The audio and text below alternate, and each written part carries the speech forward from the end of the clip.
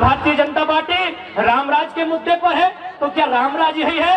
अडानी जैसे लोगों के हाथों में देश की संपत्ति?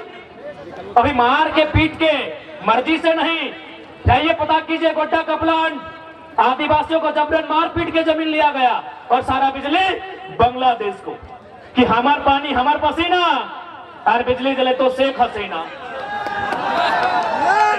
कुछ दिन पहले बड़का गांव के कुछ साथी आए थे जयंत सिन्हा से मिलने के लिए। इन्होंने साफ साफ कहा कि जमीन तो आपको देनी होगी। जयंत सिन्हा ने साफ साफ कहा जमीन तो आपको देनी होगी। बताइए तुमको सांसद कहे बनाए हैं? बप्पो को सांसद बनाए, बेटों को सांसद बनाए, अब तुम बोल रहे हमारे बेटुओं को सांसद बनाओ। इसी दिन के लिए विकास का कोई विरोधी नहीं है। आज जितने लोग यहाँ बैठे हैं कोई विकास का विरोधी नहीं है, लेकिन विकास का एक मापदंड होना चाहिए, जमीन अधिग्रहण का एक मापदंड होना चाहिए, मुआवजा का एक मापदंड होना चाहिए। अरे आइए ना भाई, बड़का गांव क्या, पूरा बड़का गांव विधानसभा जिसमें केरेडाड़ी पतरातू भी आता है, सारा जमीन आपको एक मुफ्त में दे देंगे। आप प्रति डिसमिल 1 लाख रुपया मुआवजा तो लगाइए। क्या गलत है भाई? क्या गलत है? आज ये सब बोलते सरकार की संपत्ति है। सरकार 1947 में बना है, भारत का गणतंत्र 1950 में बना है। ये जमीन चाहे बड़का गांव की रहे, बड़ी कोडरमा की रहे या धनबाद बोकारो की रहे, उनके बाप दादा नहीं करने से भी कम से कम 10 पीढ़ी से जोत खोल रहे हैं। कम से कम 10 पीढ़ी यानी एक पीढ़ी में 50 साल यानी 500 साल से, मुगलों के काल से, उसके आगे से, कहीं राजा राजवाड़ों के काल से ये जोत खोल रहे हैं। बताइए, आप एक झटके में कानून लेके आएंगे, हमारी सारी जमीनों को चट भर में अधिग्रहण करके चले जाएंगे, और किसके लिए? एक व्यक्ति के लिए।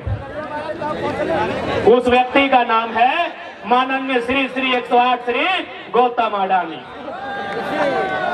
एक व्यक्ति के लिए? यही लोकतंत्र है?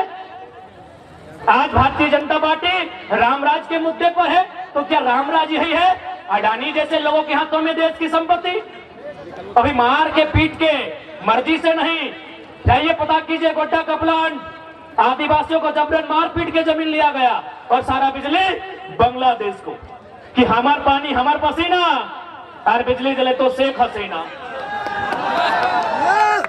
अरे भाई, बिजली देना था तो बांग्लादेश की महारानी शेख हसीना को कहे। हमारे यहाँ शेख भाई बैठे हैं, उनकी खाला जाने शेख फातिमा, उनको बिजली देते, हमको कोई दिक्कत नहीं है। हमारे फरजान खान जी बैठे हैं, उनकी शेख फातिमा को बिजली देते, हमें कोई आपत्ति नहीं है। रिजवान जी भी पीछे बैठे हैं, इनकी खाला जान को देते हैं।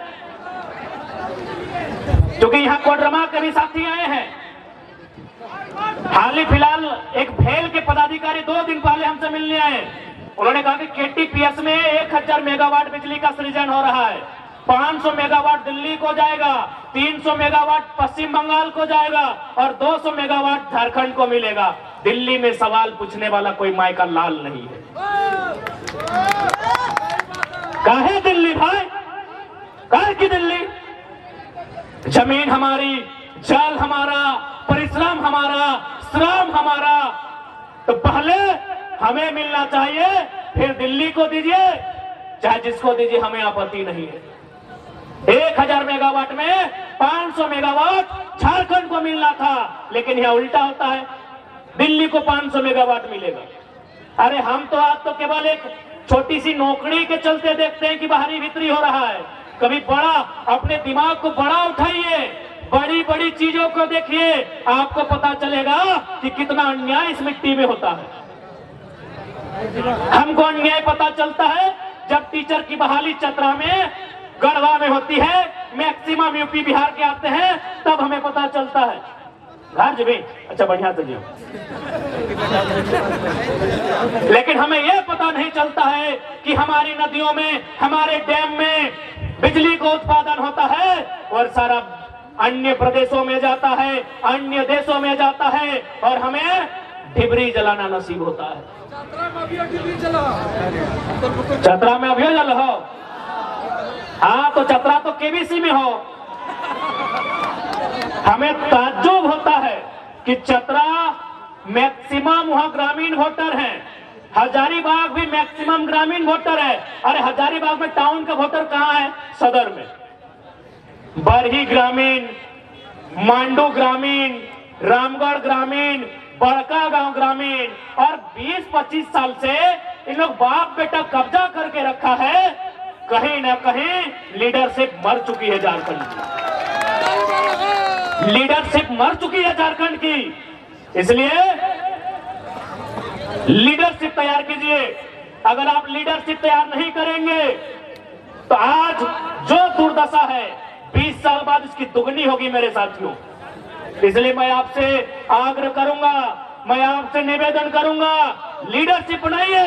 आप लीडरशिप नहीं बनाते हैं, इसीलिए ब्लॉक में जाके झारखंडी लोग चमचागिरी करते हैं।